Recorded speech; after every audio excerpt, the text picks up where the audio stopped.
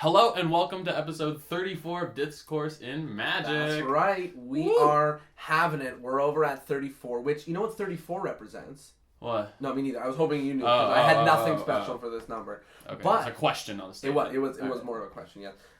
But we do have a pretty cool fellow joining us on this episode. Yeah, I was super excited for this one because the content that this guy put out, I just appreciate to the nth degree. You know what I mean? Like, it's magical, it's funny, it's fun, and it has an impact. And it's one of those. He's one of those few. By the way, we're talking about Justin Willman. Oh yeah, you saw it's written on the episode, but he's one of those guys where I've known who he was for a very long time. Mm-hmm. So it's been awesome to watch him move through whatever he's been moving through, getting to the amazing places that he is now, and then listening to him talk about it on the podcast and tell us about what all of those experiences did and how they added up to get to where he is right now. If you don't know, Justin has done a ton of stuff. He's been on more TV talk shows and like morning shows than anybody I've ever seen. He did a lot with Rachel Ray. You've seen it on Ellen. He had a Magic comedy Meltdown special with who is at Nerdist? Is that who he does? Yeah, he did Nerdist.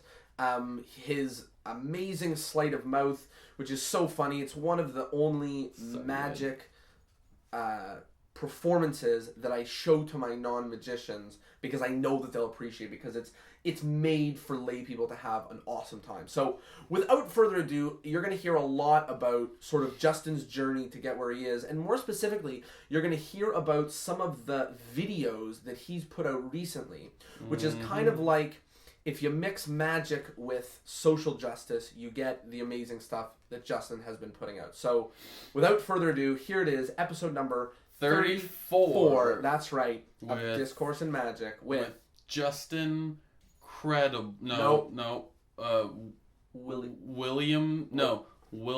Tyler Wilson. I'm Tyler Williams. It's Tyler Wilson. No, Justin Flom. Last week. Oh, okay. 2 weeks ago. Oh, wow. Justin okay. Willman. Justin Walnut. No. Without further ado, here it is. Episode 33. 4. Yeah. Okay. With Jason Wallflower. Justin Willman. Justin Willman. Okay. All right.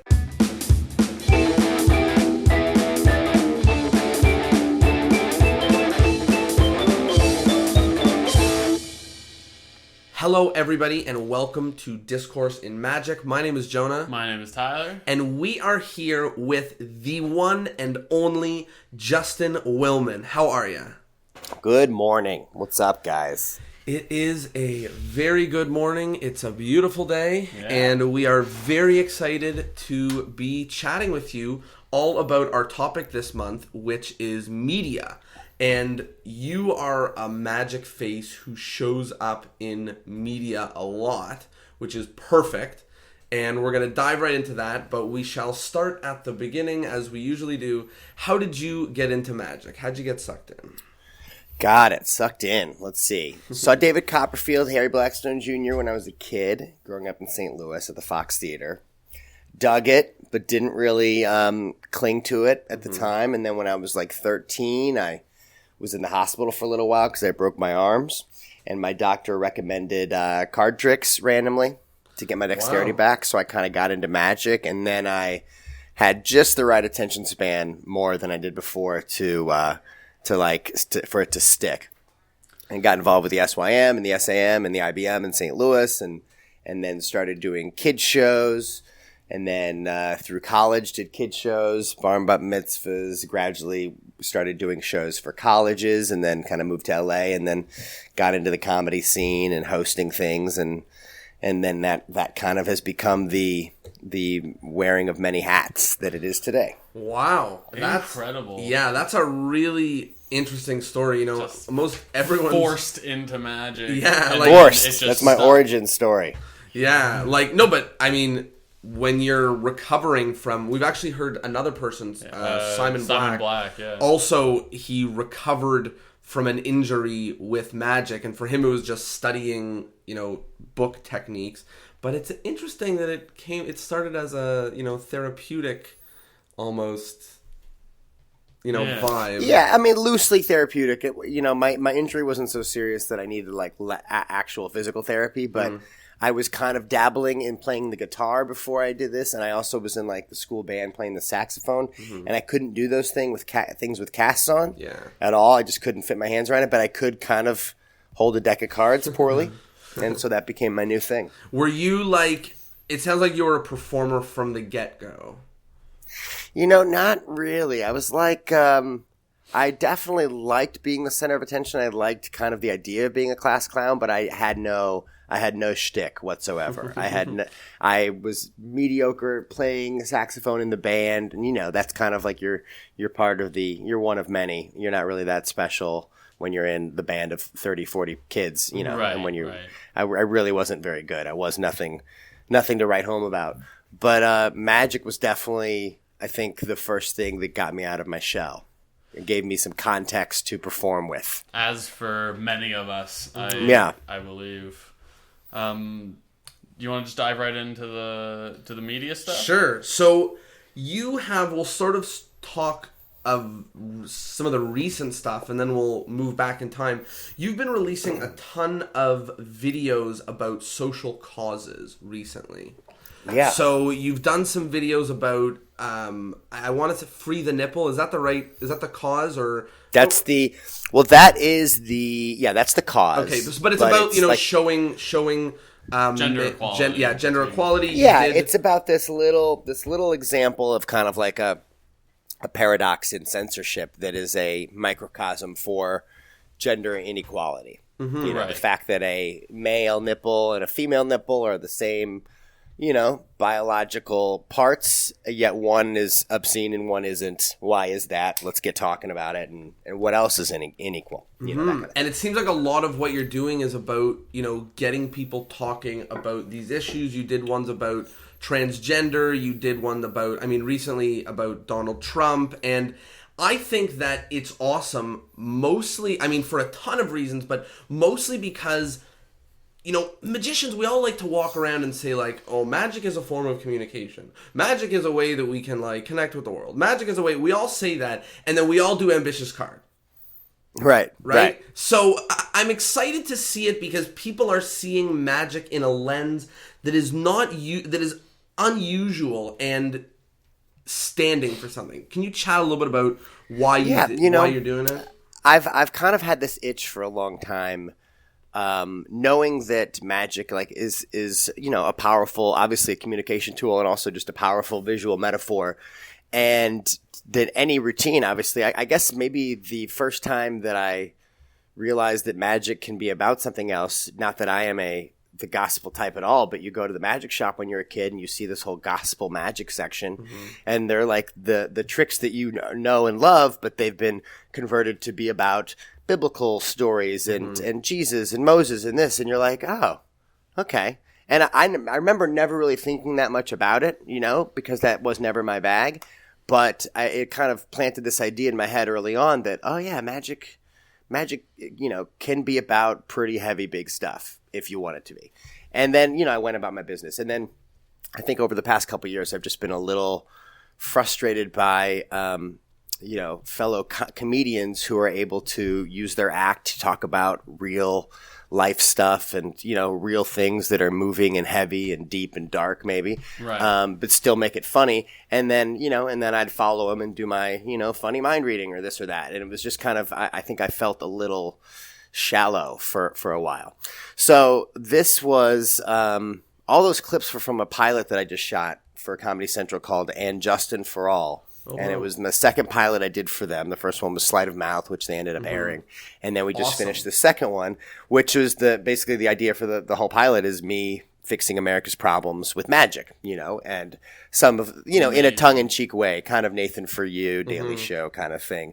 But really a way to use magic to get a conversation started, or at least get people, agreeing or disagreeing, and it was kind of fun to, and they didn't pick up the pilot, which is why I just covertly just released all these videos, because a lot of them are very topical. I was like, if I don't get the wall up before November 8th, hopefully this video will be moot after that. We'll see. So I wanted to get them all up there. and and the response has been, great. And we're gonna pitch it elsewhere, so hopefully this show will be a thing and happen. Comedy Central was great, but it just wasn't their thing for right now. But the response has been great for most of them. But even when somebody, like in the comment section, really strongly disagrees, I kind of love it because at least they're disagreeing with something that I feel really strong about, and I don't have to, versus them saying this sucks because you suck, which I've had in other videos where it's like, oh, they're saying, I guess that they just think I'm a bad magician or I'm a crappy performer. But in this case, they're disagreeing with the stance I'm taking. But because I feel strongly about the stance I'm taking, it doesn't really hit me hard, and Right. it kind of it kind of bolsters my belief that I'm doing the right thing. So the response has been great, and I'm kind of excited to do more. I think it might just be the tip of the iceberg with, I'm what very magic excited. can do. Yeah. I hope that it is, and I also, we'll jump into TV in a second, but the value of that sort of thing going on the internet compared to it going on a channel, I'm sure you've seen how it's played out differently. It being, content that you release versus content on TV. And it probably would have, if it was on TV, it probably would have hit my eyes in another 6 months, That's true. Probably would have taken way, way longer to get in front of. Now, I don't know numbers wise, you probably know better than I do about if it, the reach, how of it the really internet got in front of the versus audience that you TV, wanted. But it's been a conversation already in this month about creating content for yourself, for, producing for the online world, and then being part of another brand. And it seems like you've done a little bit of both. Can you talk about a little bit about that? Maybe why you've chose to go with, producing content with some other brands instead of mostly solo releases? Yeah, I did I did a series with Nerdist called Magic Meltdown, where it was, I think it was like 16 episodes and, like 5 to 7 minute videos. And it's really kind of whatever you want the show to be about. So I think that was kind of like the initial version of Magic About Something was that, where we kind of themed the episode. So maybe it was about technology, or if it was about food or something. And I think writing magic, giving yourself some parameters to do it, is really helpful because, as we all know, like you can, what magic do you want to do? You can do anything. So that's almost like too much freedom. So if you say, I want you to do a magic with, a popsicle stick and a shoebox, then you come up with something truly unique, because you give yourself some restrictions. So that was fun. And the benefit of that, I think, was you get their built-in fan base. So you have a subscriber base, but you are doing it with their money, which is really big. So because in that case, it was a part of like this big YouTube branded launch where YouTube gave, a bunch of content creators some budget to make some quality stuff. So that was a chance to make some videos that I wouldn't have been able to afford or fund myself. And, and also just reach a bigger audience. So that was great. The only downside is, some of those things get, you get notes, or maybe, hey, we like this, we don't like that. Can you take that out? Which you wouldn't have to do if it was your own thing. But nothing was ever a note that was something that I had a problem with. That's good, because creative freedom comes up a lot in these conversations. So it's good to know that, you didn't feel far off from the mark in terms of what you wanted to create and the content that they wanted. Yeah, exactly. And then there were a few, a few one-off videos that I would do that I would, self-finance. And then when I knew it was good, I would take it to someone like Nerdist and say, hey, you want to put this on your channel? Just recoup me the costs, that kind of thing. And then it was kind of a win-win because I got to at least get it up on a platform that would get more eyeballs. Because it was really, for me, it was never really about I've never really cared about using YouTube to try to make money. It's always just been to break even and spread the brand, like make people more aware of my body of work. Now, I know maybe like a lot of people make a whole lot of money on YouTube, but I feel like the key to that is consistency, like dropping a video a week or 2 videos a week. And I am more of I try to be more of like a quality than quantity guy. And, you know, some of these magic videos are, like, really hard. They take a lot of work. Yeah. So if I'm going to try to throw one up a week, then I'm sure there's going to be some duds along the way, and I think that just lowers my batting average. And I think that that's interesting, and I think that it's a valuable piece of information for people thinking about producing content online. Like, sometimes we get intimidated by the idea of there being, like, YouTubers. You know, there's people who, like, report their lives to YouTube, and with that, they've got millions of subscribers, but that doesn't necessarily need to be the way that you put your magic on YouTube. I mean, I think if you're a performing magician, people should be able to find video footage of you on the internet.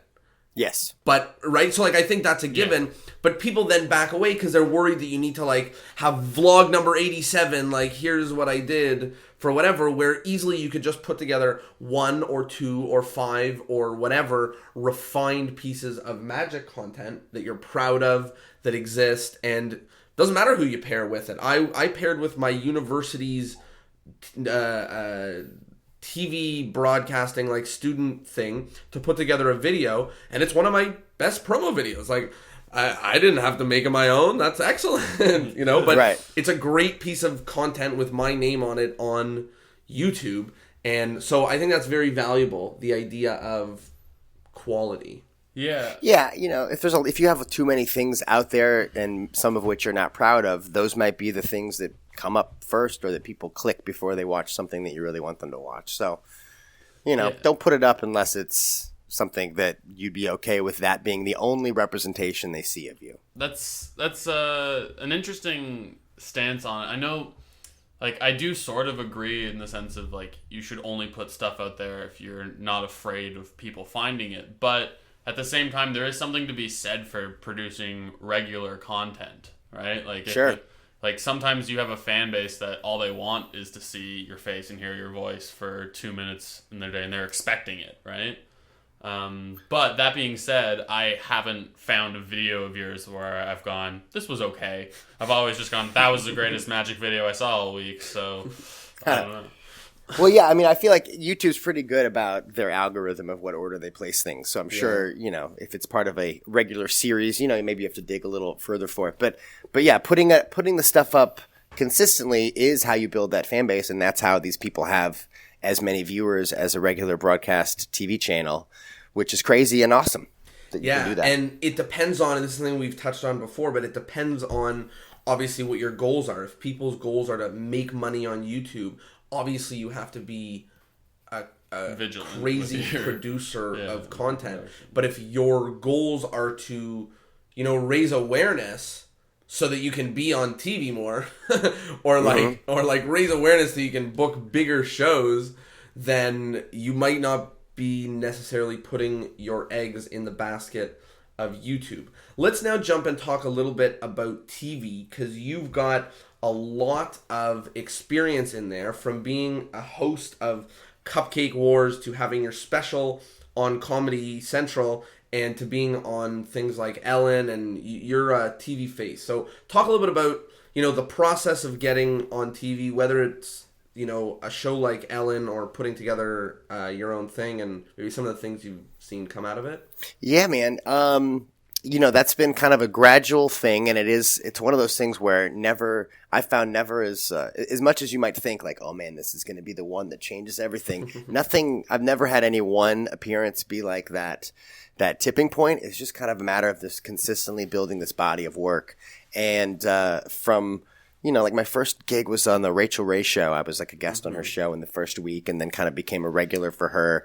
And I think that was where I was able to kind of get the kinks out and just figure out how to be on TV, behave like a human being on TV. Yeah, exactly. And then have those clips enabled to then show to, you know, the Ellen show, to show, hey, he's not going to come on and embarrass himself. Mm-hmm. And then that kind of builds to another thing and another thing. I found that those clips are, you know, obviously most people go on a TV show like that to promote their own TV show, you know, which would be great. So I've simultaneously been always kind of trying to pursue a TV format, and that's along, you know, multiple pilots, failed pilots, kind of, it's a long climb.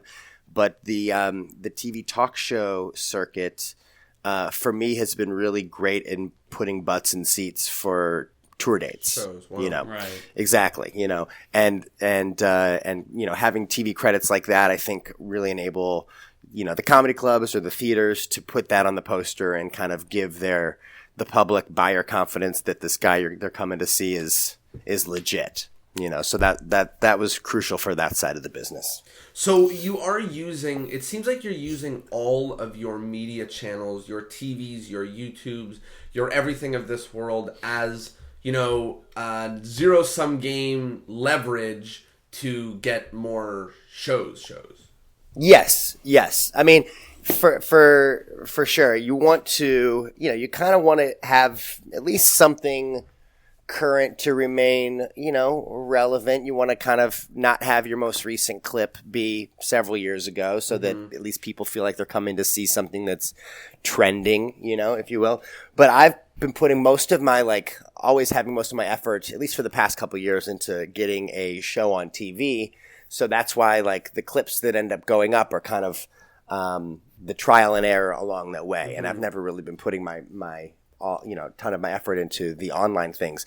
TV appearances, I'm always trying to have like a good talk show set or a good talk show bit in my back pocket, because once you do it on one show, you kind of burn it and you can't do it on other shows, and you burn through a lot of really good material really quick, which is a good thing and a bad thing. So, and then Cupcake Wars and the hosting stuff just kind of happened by I would say by accident, but I always like the idea of being a host, and I love game shows. So being in LA and being a magician is kind of very hosty. So anyway, I was able to, you know, land a couple auditions, which was nice. And the only bad side of that is that some people know you as the cupcake host guy, and they don't even know that you do magic. And then when you're touring through their town, they're like, "What? We're confused. What does this guy do?" So I was just going to ask about that, because we recently had a month where the theme of it was, you know, finding your niche. And it seems like in the road of Justin Willman, from, you know, as you've slowly moved, like, not that, I mean, you're awesome on Cupcake Wars. It's great to see you as a host, but it's like, it's obviously a step to the left, you know? Yes. So Yes. My question is, has it hurt in any way? Has it just maybe put a twist? Has it maybe enabled you to reach an audience that you wouldn't have already reached? Like, what are the ups and downs of it? Should people try to jump outside of their, you know, their like, I don't want to say skills, but outside of their, like, path, you know?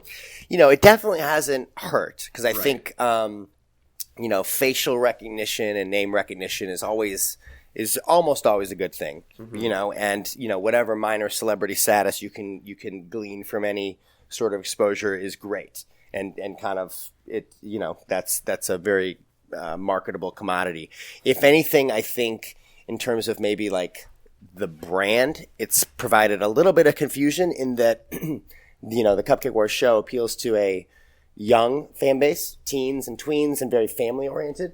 Excuse me, which I used to, you know, do very kind of, I used to tour with a very family friendly show. And then in recent years, it's kind of skewed more comedy clubbish, and I've tried to kind of be more in the comedy scene.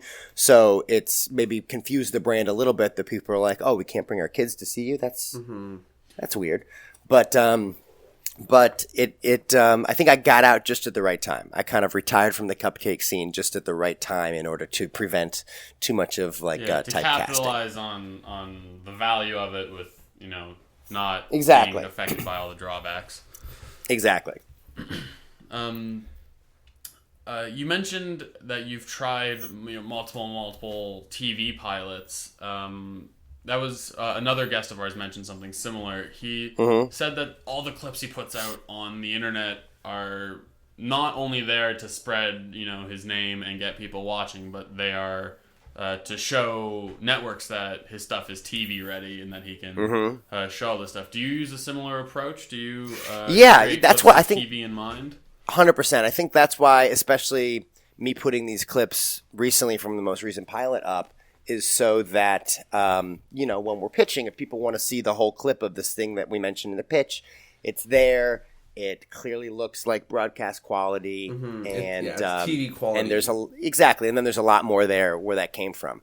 And compare that to somebody who's pitching a network with like, footage on like a friend's iPhone where they're like doing magic at like a bar. You know what I mean? Like compare those footages and it's obvious that you also have a sort of like TV first mentality with the content that you produce, that like, it's kind of, it creates buyer confidence, I think, and these days though, I mean, from when I first started working with Comedy Central to now, like the whole TV landscape is so different in that having like being on an actual TV channel is so much less important now than it was then. Yeah. And now there's so many different outlets, Hulu and, Amazon and all these places that are buying and creating original content that weren't before. And it's just a whole different ballgame. There's so many different places to buy your stuff. It's pretty exciting. So if somebody was out there looking up to you as a magician who did a great job in placing themselves in the media and, having a recognizable face because, they've really been everywhere, what would you recommend to them as a great place to start or some things to keep in mind? If they wanted to pursue a similar path? Yeah. Well, I would say... There's already one, don't do it, that's enough. You're right. No,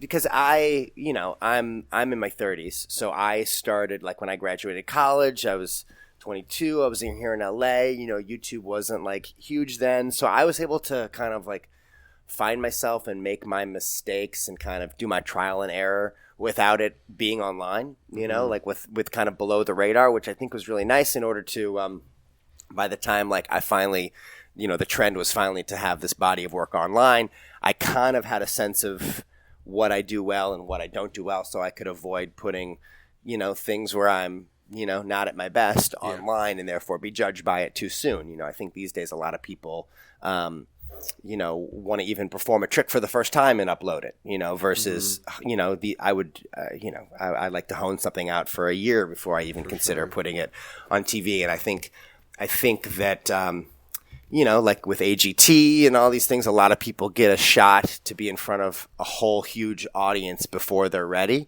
And I think that for longevity purposes, it's best to really make sure you have your ducks in a row and, you know who you are, what you want to do, what you want to say, and you kind of have that in mind as you put stuff out. That was sort of something that Wes Barker was chatting about. He said, like, he's so thankful that he didn't get some of the opportunities that he wished that he'd gotten at the moment that he wished that he'd gotten them, right? Like, he said, like, if I had been on, for example, Ellen, he's like, just now do I actually think that I'm ready? But 3 years ago when I really wanted it, that would have been the worst thing that could have happened, right? And I think that says a lot because it's sort of like, especially those AGTs of the world and even the Penn and Teller Fool Us of the world, like, it's a little 15 minutes of fame, It's a moment that is, like, we actually see our magician friends going to those organizations and having those moments, right? So it's not completely out of reach, and I think that's really good advice to say, make sure that you're ready for it. And it's also hard because... this is something that I always talk about, like, because we do magic, what we do is impossible. So it means that all of our friends and family will always say to you, like, oh my gosh, you're the best magician ever, like, you have to be on, like, all these shows because it's impossible, right? There's no levels of impossibility. They're not like, wow, like, that was so impossible with someone else, they put her back together. Like, there isn't that sort of thing. So they see you do something impossible and they go, wow, you should be on Fool, you should be on, like, TV, go on America's Got Talent. And it's like, if you only knew how badly the trick I just did for you would bomb on America's Got Talent. Right. Right? Like, so I always say, like, people, like, I have family and friends say, like, why don't you go on that show? I say, like, I'll know when it's time for me to go on that show. When I've got, like, an 8-minute or a 5-minute set that I'm just, like, so ready to put in front of a million people, that's when I'll go on that show. But until then... I'm not sending any emails. Like, it's got to be, like, if you want to go on Fool Us and actually fool them, you got to have something that is bulletproof. If you want to go on Fool Us and just have a great clip, that's a different story. And a lot of people, these days, the current seasons of Fool Us, like, really are performer friendly and really make everyone look great. Right. which is awesome. Which is but great like for the it's so much performer. easier to get on these shows now. It's easier to get on these shows, and it's alluring to take that shot, even if you're like, I want to do that. What do I do? Versus like, I want to do that. Boy, how do I choose from all the stuff I have that's ready to go? And it's it just kind of depends what your goal is, But I don't think there's any shame in being picky with holding out until like you're ready to really milk an opportunity to its fullest. Mm-hmm. Especially when we're talking about some of these, these top level opportunities.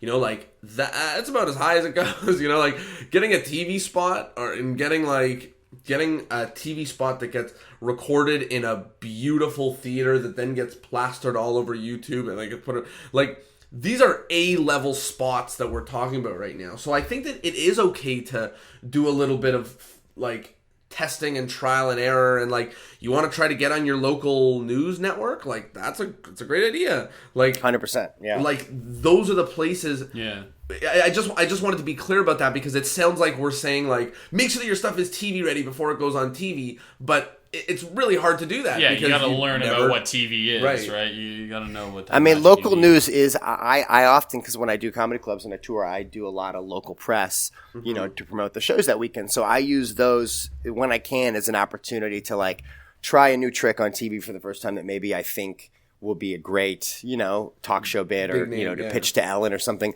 But what's crazy is that even local news stuff can go viral for the wrong reasons. So you kind of have to be careful. But local news is they constantly need content, for a couple hours every morning. So that's a great place to try out a bit and maybe use that as your kind of live audition tape. And if it goes well, use that clip as something to send on to TV. Yeah, and it's really funny that we're talking about, the inequality of the marketplace, where like now it's so valuable to have a piece of content on YouTube, over TV, like a great piece of content over TV, whereas 10 years ago it was the other way around. But still, a piece of content on YouTube that is a slice of you doing something on TV is one of the best pieces of content out there. Like you having a video of you being on a local news network is an awesome piece of content, even though your local news network may or may not have a vast audience, right? Yeah. Right, but you still have probably the CBS or the NBC logo in the corner. Even if it's local news, it looks good. People don't know. That's exactly what I'm saying. So it's so interesting that like, the clout that a local news shot gives you as a YouTube video instead of what it, like, I don't even know who it would reach. Like if I did a local news spot, I would be more excited about getting that footage to plaster all over my website than I would be about whoever was watching TV at 7:30 a.m. who might coincide with my audience. So, of course, 100%.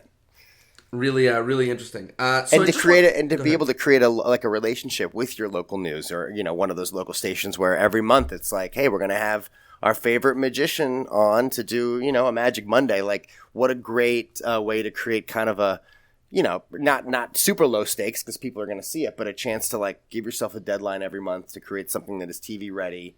If it's great, plaster it online. If it's not great, just don't post it. Pretend it never happened. Exactly. So I wanted to bring up a couple of different things that you've done. One of them that I think totally blew up, and I would just love to chat about because it was so awesome, was the drunk history that that you created. So that was so cool because one of the only times where I really felt awesome sharing a magician's piece of content with non-magicians. Like, really, it rarely happens. It rarely happens that I can see a piece of content that a magician creates and be like, yeah, I think my non-magician friends are going to sit through this like 12-minute video of them like shuffling cards over their crotch. Like, that'll never be the case. But I thought it was really fun. What was your inspiration for it? Why'd you do it? Tell us a bit about it. All right, so wife and I were getting married. Well, not wife at the time. My wife and I were getting married. Wanted to, plan something ahead to kind of have as a treat for the friends at the wedding or at the rehearsal dinner. So we had this idea. We love Drunk History as a show. We thought, what a fun context format to spoof with how we met. So we and also as a chance to do something. I don't think we knew at the time that it was going to be as real as it was, to put something out as vulnerable. We thought it would just kind of be fun and funny, but when you get drunk, you get real. Yeah. So we told our story, cut it together. Well, I guess first transcribed it, figured out how to make it coherent as a story, which took a while, and then kind of reshot the reenactments. And our buddy Adam Franklin, who's just a brilliant director friend, it was really just me, Jill, our buddy Adam, and his girlfriend, who kind of staged these little reshoots around town. And he's such a brilliant director. He was able to make it look like big budget when it really wasn't. We got the Magic Castle for free as a favor. It was kind of their wedding gift to us, and put a post on Facebook to get some friends to be extras.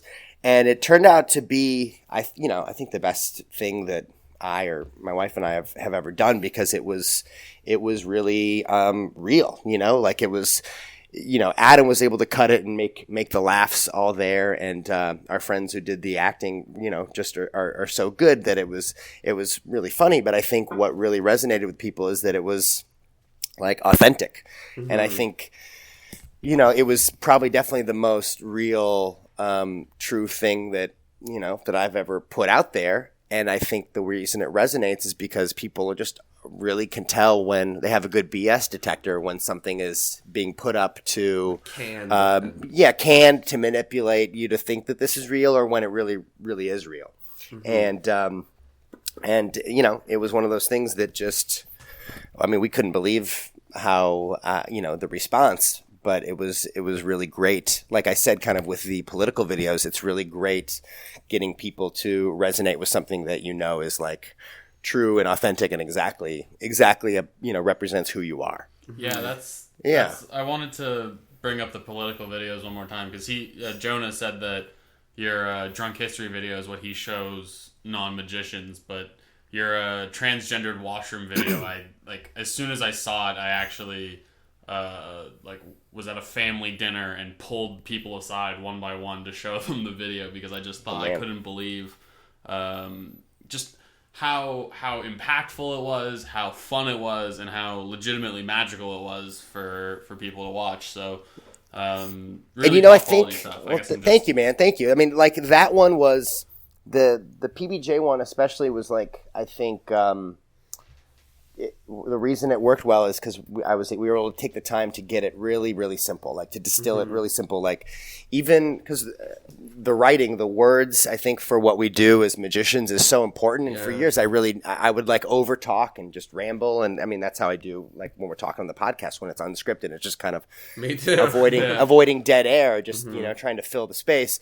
But when you're like writing a bit, it really helps to look at all the words, because in a 2-minute video, people are going to replay it. And if you have a word in there that's extraneous, it can only take away from the point you're trying to make. So that was a case where the magic and the words were able to get really simple. And I think also with the drunk history, we were able to really distill it down to like a story. Let's tell a story with a beginning, a middle, and an end, and nothing in there that doesn't help and support that. And that was like not something I I think that was like a trial and error thing, where for years, you'll do a video that you think is great, you put it online, and then you just cringe as you watch it back, because you're like, oh, why, there's just all this extra crap that kind of clouds it up. So the trimming out anything that doesn't serve your purpose, I think, is really important.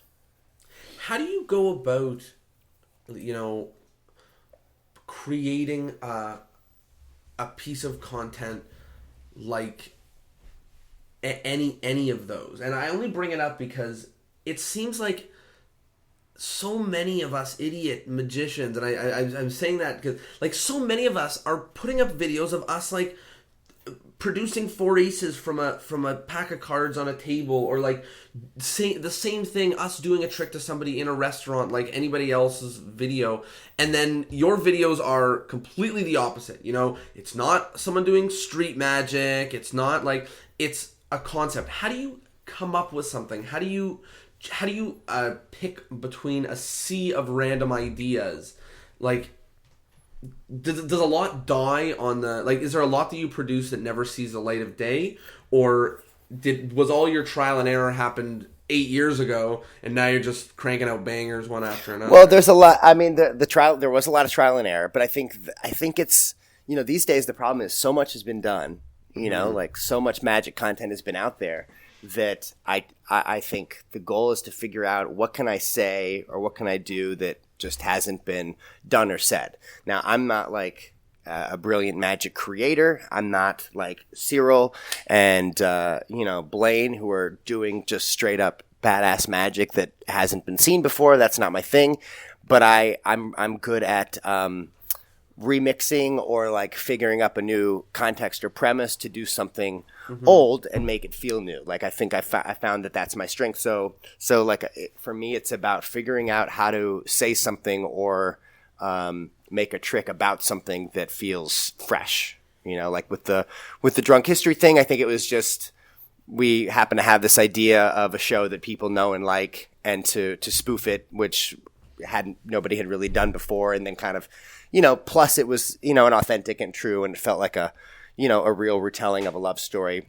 So that all kind of came together nice. With PBJ, like, I love the peanut butter and jelly trick. I used to do it at my kids' shows way back in the day. And I've always had it. And it was never about anything. It was just about like kind of doing a silly Billy style trick where the jars switch places and I didn't see it and the kids would scream. But I always felt like, man, it's such a good metaphor. And I never knew what it was about. But I always had the trick around because it was such a good trick. It was just like so visual. It happened so fast. And it bummed me out that like the only time I would ever bust it out is when I was doing a show for kids. And then finally kind of, I love the idea when I saw The Big Short, the movie, they had these little vignettes where it was like, all right, you're confused. Let's break it down. Where they would kind of break down different issues with the financial crisis with kind of visual metaphors. And that's when I dug the PBJ out and I was like, what can we use this trick to explain? And that's where it kind of all came together. And so in that case, it's an old trick, new presentation, and then it makes the whole thing feel new. So I think like if you hold yourself to a really high standard with like, you know, it doesn't have to be, if you're doing a trick that has really never been seen or done that way before, then how you do it is less important because the trick is just so incredible that people need to see it. But if you're doing a trick or you're doing a genre or style of performing that people have seen before, it's like, what can I bring to the table with this that's new, you know? Because otherwise it's just more noise online. And no one really wants to share it. You know, no one, I think by sharing the video, you know, if you shared the PBJ thing or the drunk history thing, it's kind of like, both, you know, it's your way of co-signing it and saying like, you know, this speaks for me, you know, like I agree with this. I like this sentiment. He's saying something that I agree with and I want to say. And I think people only do that when it's something that they haven't heard before, or it's a point of view they haven't heard before. Yeah. Well, I think the money word there is a point of view. Like I think it's going to be so tough for someone to share a video where someone else produces 4 aces because, like, in what world are they moved? Like, unless they're doing it in a way that is so unfathomably visual that you have to share it because you're like, this is like witch. You know what I mean? Like, right. Unless like Shin Lim's exactly. Fool Us went crazy, and he's not speaking. It's just like magic, like you've never seen before, and you have to share it. Only kind of thing that could do that. Yeah, right. Like, and otherwise, you sort of have to be, you know, creative. And I like the way that you mentioned that, you know, you saw what they did in The Big Short and you enjoyed how it was. You just enjoyed the tool and you turned it and you twisted it and you made it something very different. But, you know, you see, one of the things that I like about it is seeking inspiration from places that are not magic. And because when you find inspiration from magic, it's like when you look through 10 videos of people producing aces and you're seeking inspiration, what are you going to do? Produce kings? The creativity comes when in this inter-art, you know, search, you know? Yeah, I like... 100%, yeah. And the idea of sharing an opinion, sharing a thought... It's good in 2 ways. One, it's provocative, whether or not someone agrees or disagrees, right? Like, someone might share it and say, fuck this guy, but, like, they're still sharing it, you know what I mean? Yes. But on the other side of that is, telling of who you are in the sense of, you know, it's a part of you, but the reason why I think that's so valuable is because you have a fan base and people are looking for any opportunity to connect with you on another level. I mean, like, not everybody, but the people who are really trying, you know, like, that's why I think seeing the story of you and your wife, or, you know, how you feel like about gender politics at the current, you know, with what's going on right now, is provocative on a personal level, but also helps you connect with, you know, helps the viewer connect with your videos. Absolutely. I mean, like, you just kind of made me think of an early video that did that is, you know, my buddy Justin Willman, his Soldier's Deck video. Yep. That was, you know, many years ago now, but, you know, simple, basic card trick with a cool ending that, you know, like, it wasn't about the trick. It was about this message that resonated with people. And people shared it because they're like, yes, he's saying what I want to say, but I didn't have the words to say, you know, and it's that stuff that it's not really about reinventing the wheel. It's like, it's kind of taking two things that really mean something to you and kind of pushing them together. And I think that's a good idea as to where to seek, you know, creativity and originality and ideas. Pairing things that I like a lot with magic has been my number one way to create magic. And just as an example, I tour overnight camps, and it happened only because through a series of events, I was like, I like camps a lot and I like magic. And I didn't find any competition. I didn't find any, you know, like I all of a sudden wasn't doing the same thing as 30 other people, and I had to find a way to show myself. I was putting together two things that had never been put together, or not in my world before, and that was how I got something very, very original. So I think that's good advice, to take two things that you like, or think multiple things that you like, and try to put them together, both as a source of inspiration and sort of what Tyler said, which is it humanizes the content that you create.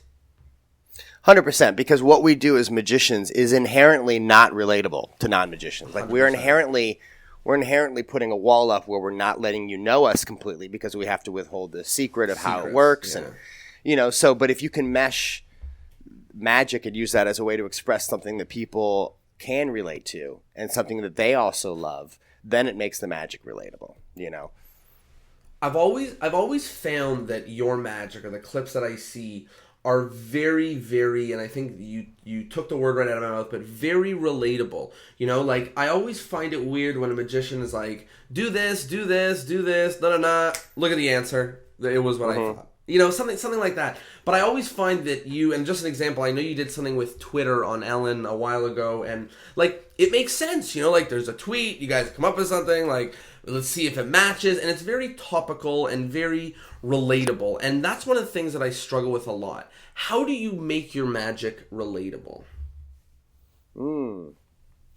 Well, I think that probably starts with the being comfortable in your own skin, and that coming through a decent number of years of performing and kind of trial and error. And for me, it was years of doing kids' birthdays and different events where you're kind of just thrown out there, and years of doing strolling at restaurants and stuff where it's like, okay, how do I, you know, do my magic in a way where I'm not kind of, you know, different from them, but I'm one of them. And for me, it was always like having the approach that I'm not like some dude with powers. I'm just an ordinary guy who happens to know some cool tricks, who will help make this party awesome, or help, you know, lighten the mood. And so for me, my point of view was always one of like, I'm this relatable guy who happens to have some cool tricks up his sleeve.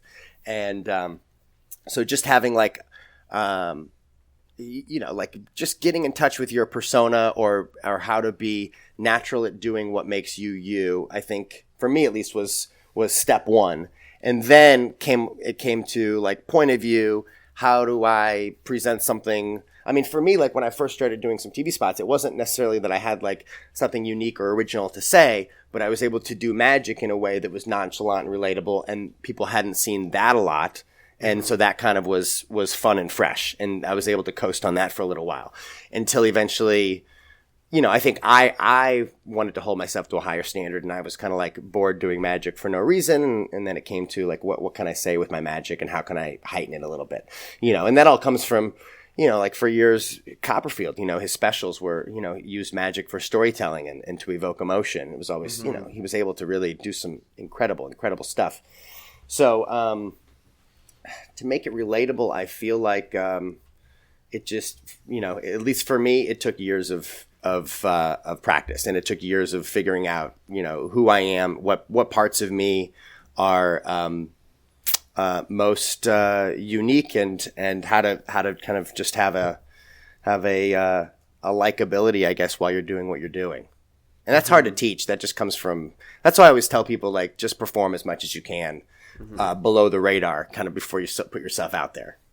That's really good advice, and I think that it doesn't happen a lot. Magicians, it happens just because like we're in the trenches of it because we've got quite a bit of followers who are just starting out, and you see, there's a guy, and I'm not going to mention his name, but like he's got a website that is it has like .wix in the title or something like that, and then he's got these like magic options where you can hire him, and he's got the prices written, which is bonkers, and he's asking people for these crazy amounts of money for him to do magic, and I laugh at it because I roll my eyes and I think to myself, like, wouldn't you want, first of all, to not tell them how much it is, but wouldn't you, like, in what other profession can you step in and be like, I'm gonna charge like $300 an hour, like that's what I'm going to charge. Like, I'll put myself somewhere in the middle of the market.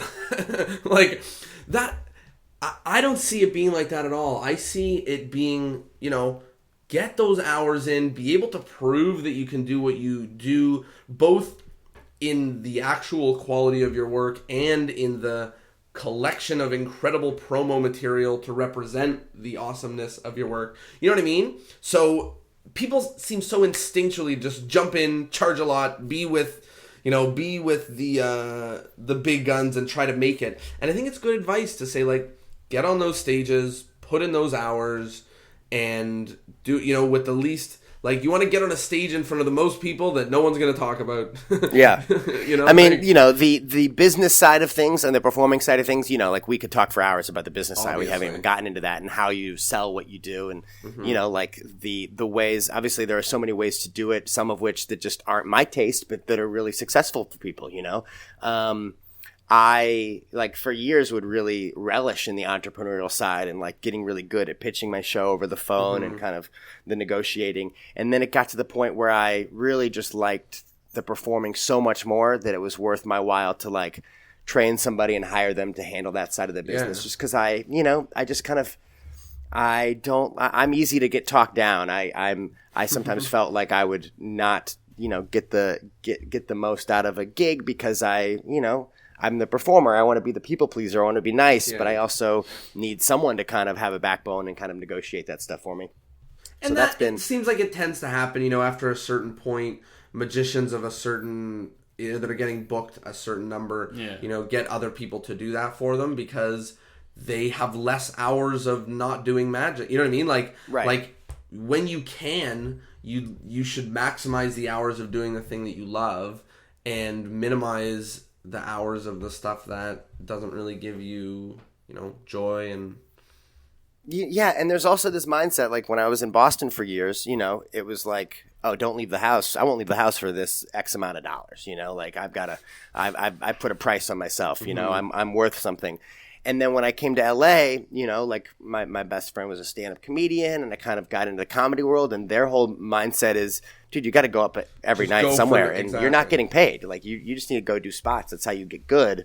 And that was so foreign to me as a magician, because I'm like, but wait, no, I got to get my $250 if I'm gonna leave the house, But and comedians, of course, Kevin Hart made $87 million last year, and when I moved to LA, he would do this random show that I would host every week, and it was just like, that's how you get good. And I think magicians maybe need to borrow that, which is obviously, for paying gigs and private parties, you want to get what you're worth. But if someone wants you to come to a spot at their open mic or their music show or a comedy show, do it, because I think the more times you can get on stage and feel those butterflies and try out a new bit, the better. And then the more money you'll make when you're charging. 100%. And my motto, my instinct right now is, for as long as you can, undercharge and over-deliver. You know, there will come a time when you can't do that anymore, but I feel that for the first many steps of the road, you know, making sure that you are giving it your all, and that the people don't at the end go, we paid that for that. Absolutely. The opposite, right? And absolutely. Whether that means that you're doing a free event because you don't know what you're worth yet, or it means that you're charging, you know, 100 or a couple hundred or 50 or whatever it is that you're charging, so that at the end they go, well, he definitely did more than we, you know, like he definitely earned what he did, and it keeps you afloat, like keeps you on top, you know, keeps. It's better to have regular low-paying or zero-paying sure. gigs than do 2 gigs a year that don't go well but are at the price point you want. And you're starting things for sure. Right. And at a certain point, it's, you know, it's better to do, I mean, if, you know, when you're building your business, it's better to do 10 gigs in a month at $100 a pop and get all that experience than hope you get that $1,000 gig and 100%. Not leave the house the rest of the time. Yeah. 100%. But although I got some pretty fun stuff in my house, so I don't know. That's true. These days it's hard to leave the house. Exactly. With this this U-Face and TwitTube and whatever you kids are using. So the only other thing that I wanted to chat about, which I just showed Tyler because I think he hadn't seen it, was the awesome clip from your wedding where you did that sort of, I don't know what to call it, magic dance suspension, I don't know, levitation, which was awesome.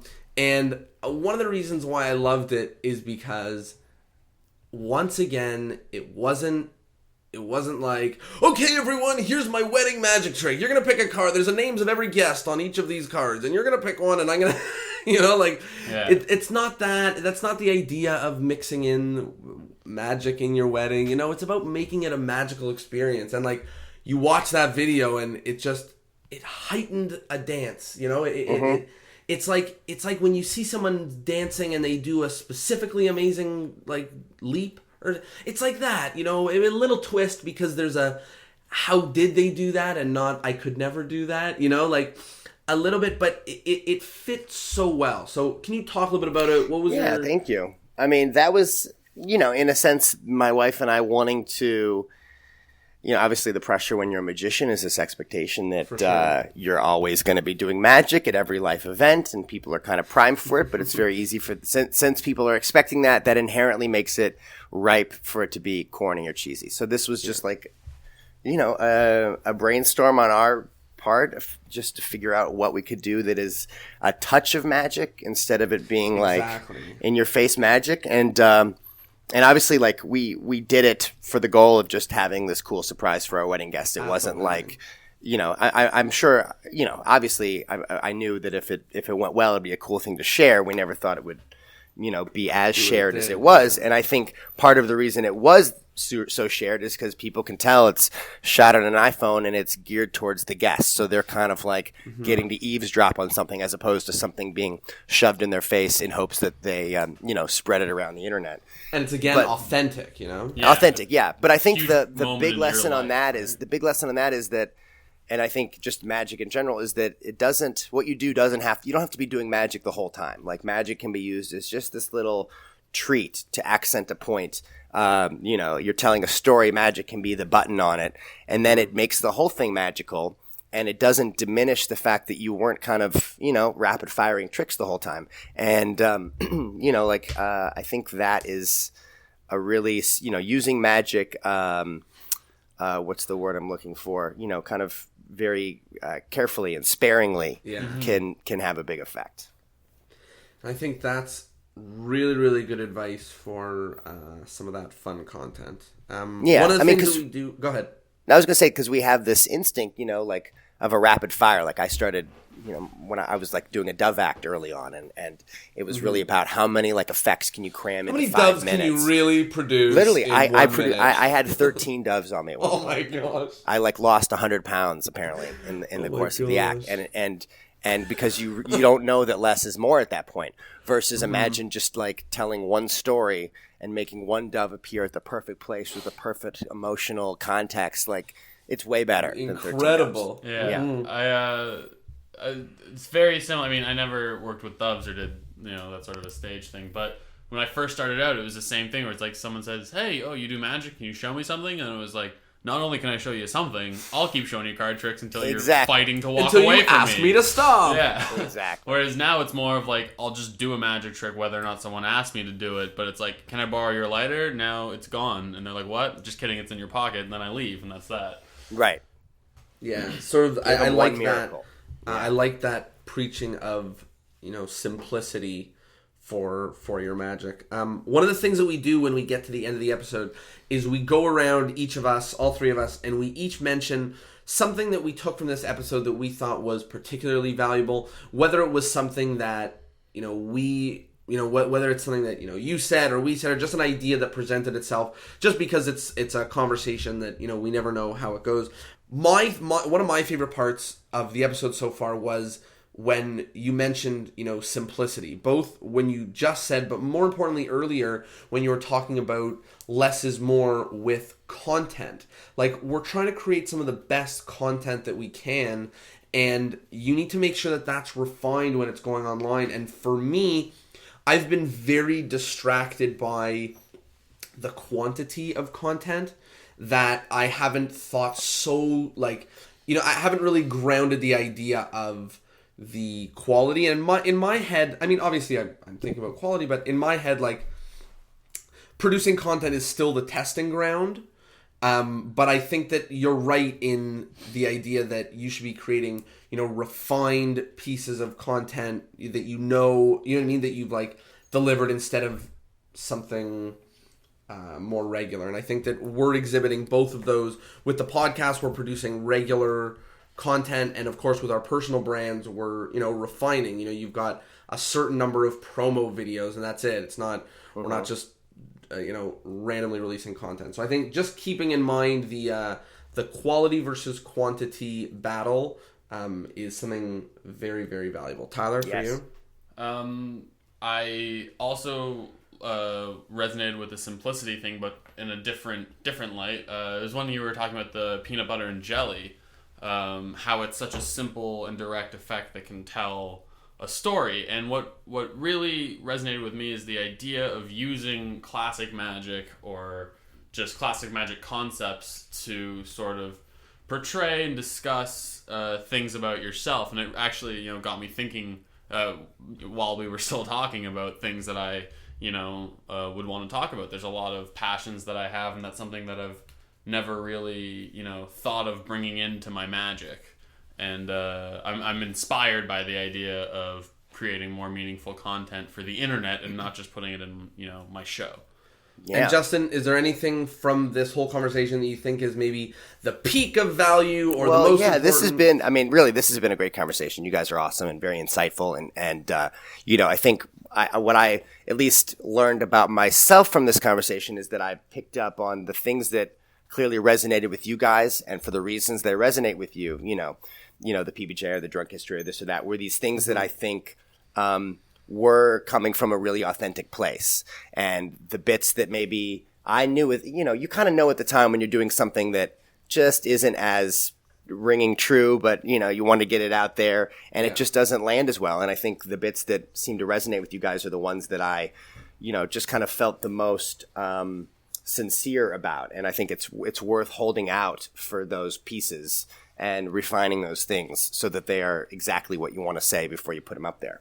Yeah. And then what you said about kind of the classic magic, I love that, because a lot of times we are so conditioned by just the kind of the magic industry to be looking at the new things for inspiration as opposed to the old things. And I think there's despite how much magic comes out on a monthly basis, there's so much more old stuff that people just have never even seen, or most audiences today have never even heard of. And I think that's a great place to seek inspiration from.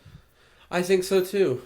Is there anything, we've got at least millions of magicians listening to this. Is there anything that you want to tell magicians, any PSA, or we've had everything from, words of encouragement to words of discouragement to PSAs to anything. So anything you want to say to a bunch of magicians? I think maybe just all this I think you could take with a grain of salt, because so many people, I think, achieve success and do the things that are fulfilling and successful for them in different routes. So there really is no one way.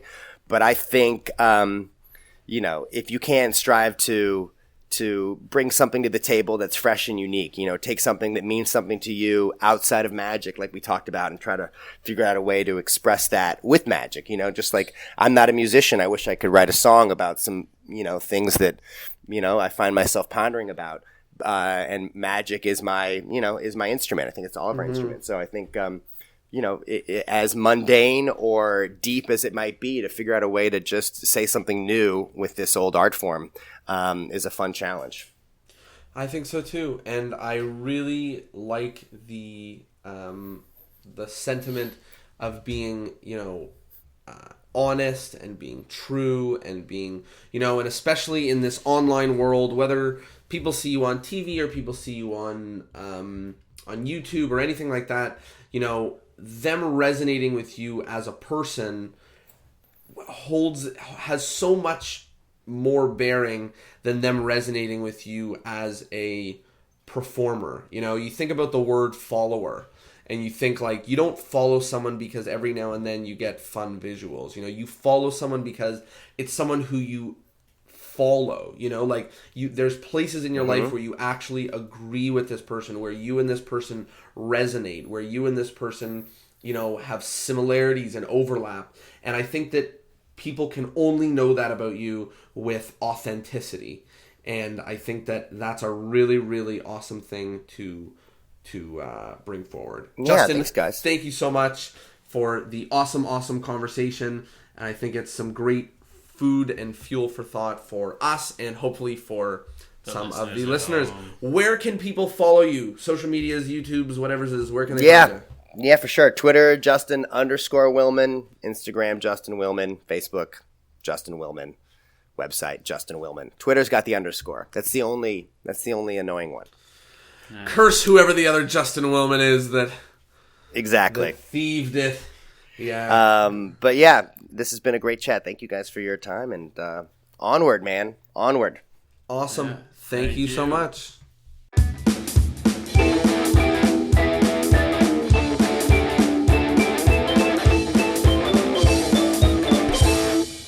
Wow, that walnut guy is crazy. Jam face walnut.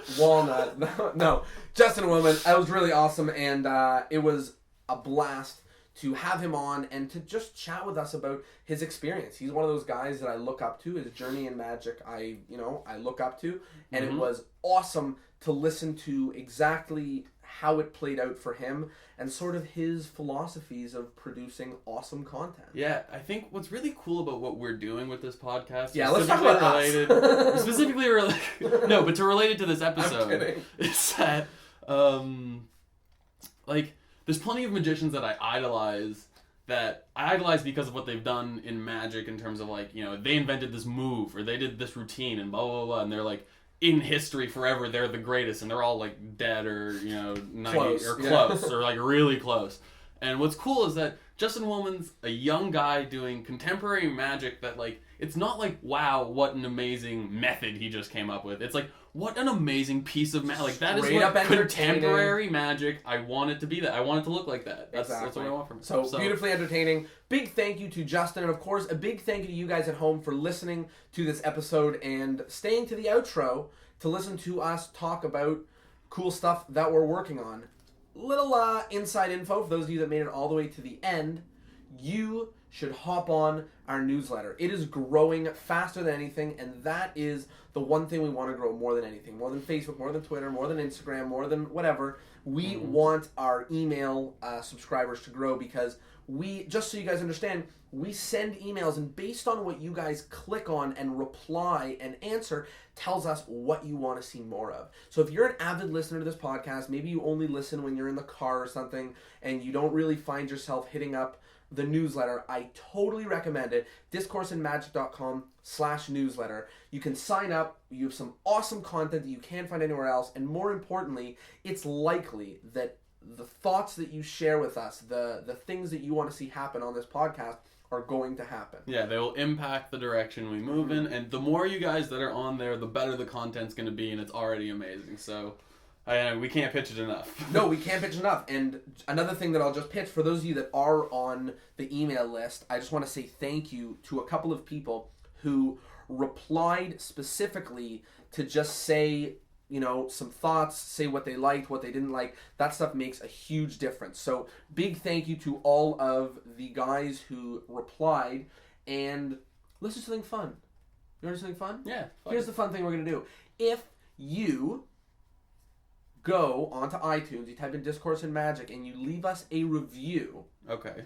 In an upcoming episode, we will thank and name some of the people. Shout you right the fuck That's out. the word. We're gonna shout you we will out. shout out words to you. And the you fun can thing, you can make your name that's what I was going to whatever say. you The want. fun thing is you can make your name Discourse and Magic Sucks, and as long as you give us a high rating, we'll shout you out. And if you don't give us a high rating, well, iTunes ratings aren't that important anyways. You should probably stay home and drink some tea or something. I don't know. Yeah. Okay. Anyways, later, and we will see you next week. Episode 35. Which is the beginning of a new, very excitingly themed month. That's English, yeah. And y'all are going to love it. Deuces. Later.